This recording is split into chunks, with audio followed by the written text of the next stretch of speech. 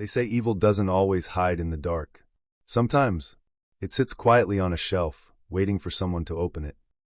For years, a small wooden wine cabinet has terrified everyone who's dared to touch it, a box said to hold something older than human fear itself. They call it the Dybbuk Box. The story begins in the late 1930s.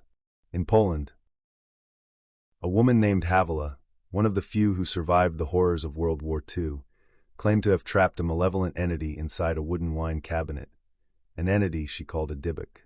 In Jewish folklore, a Dybbuk is said to be the wandering spirit of a dead person, one so tormented, it clings to the living to continue its suffering. To trap it, ritual prayers were said, and the spirit was sealed inside a vessel, never to be opened again. Havila emigrated to the United States after the war, bringing only a few belongings with her. Among them was that box.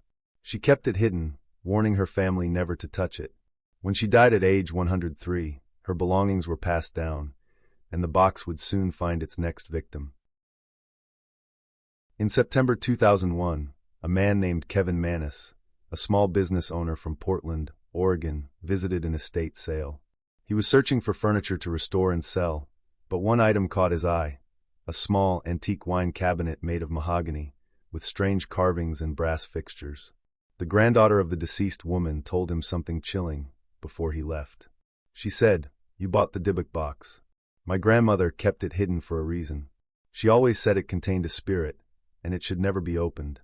Kevin thought it was just superstition. He brought the box home to his workshop, and that's when the nightmares began. He dreamed of a shadowy figure standing beside his bed, whispering in a language he didn't understand. He'd wake up drenched in sweat, the air thick with the smell of jasmine and something else rotten. Lights in his shop flickered. Unseen hands slammed doors. And one night, he found every bulb in his workshop shattered, all at once. Still, he didn't connect the dots. Until the day he opened the box. Inside were 2 old pennies from the 1920s, a small lock of blonde hair tied with string, a dried rosebud, a golden goblet, and a small statue engraved with the Hebrew word shalom. And beneath it all, a candle holder coated with what looked like dried wax, or blood. That same day, Kevin's mother suffered a sudden stroke. As she was being treated in the hospital, Kevin brought her flowers. When she tried to write something on a piece of paper, her hand shook. She managed only 2 words. "Hate gift." Kevin panicked. He tried to give the box away to friends and family, but everyone who took it returned it days later, claiming strange experiences: cold air, shadows, nightmares, whispers in the dark. Even his store assistant begged him to get rid of it after she saw something move in the corner of the room while alone. Finally, Kevin listed the box for sale on eBay in 2003, describing every event that had happened since he brought it home. He called it the Haunted Dybbuk Box. The listing caught the attention of Jason Haxton, a museum curator and researcher from Missouri. He wasn't a believer in the supernatural. He saw it as a fascinating artifact of Jewish mysticism. He won the auction, and soon discovered why no one else had kept it. Within days, he experienced severe medical issues, sudden rashes, coughing blood, and feeling like he couldn't breathe at night. Objects in his home moved on their own. Lights flickered even when unplugged. And one night, he woke up to a foul, almost animal-like odor filling his house. He decided to store the box inside a wooden container lined with gold and sealed with ritual prayers, to contain whatever might be inside. For years, he kept it hidden, claiming the box's energy was neutralized. But those who visited his home said they still felt it, a heaviness in the air, as if the box was listening. Jason later wrote a book about his experience, The Dybbuk Box, which would inspire the 2012 horror film, The Possession. But he warned in interviews that the story wasn't fiction. He said, "This isn't about ghosts or demons. It's about energy, and it's not done with us yet." Years later, the box resurfaced, in the hands of Zach Bagans, the host of Ghost Adventures. He acquired it for his haunted museum in Las Vegas, the same museum where visitors faint, vomit, and collapse under what they call the Dybbuk's presence. In 2018, rapper Post Malone visited the museum with Bagans. During the visit, Zach reportedly touched the box, and Post Malone touched Zach's shoulder. Moments later, Zach felt a cold rush of air, and both men fled the room in fear.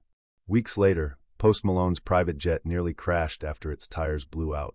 His home was broken into, and his car, a Rolls-Royce, was totaled in an accident just days later. People online began whispering the curse had passed on.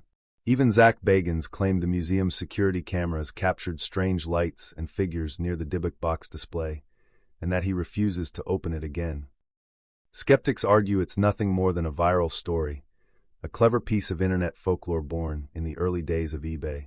They claim Kevin Mannis exaggerated events for attention, and that later owners kept the legend alive for publicity.